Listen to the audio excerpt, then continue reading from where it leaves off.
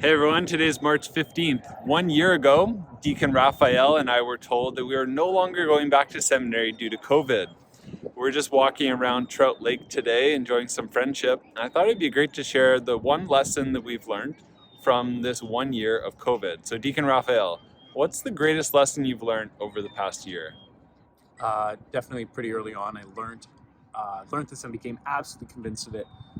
God meets us in the real, not the ideal, meaning God met me and is meeting me in what's going on right now and not in where I'd like to be. Hmm.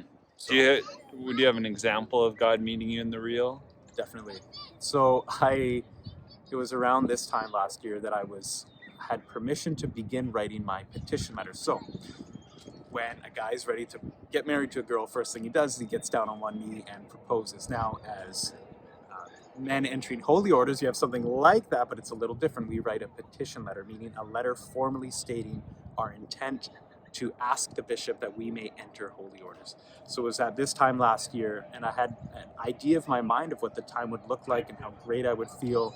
I really didn't. I was confused. It was a difficult time with COVID, but I was so convinced that if I was going to meet God and He was going to meet me, it would have to be here. Hmm. And so I remember actually writing that letter, convinced in my head, but not necessarily in my heart, that God was here. As soon as I wrote that letter, signed my name, put it in the mailbox, just a real sense of peace Yes. and consolation after. But yeah. Well, the Archdiocese of Vancouver is definitely thankful that you made that decision. Yes. Cool. Yeah.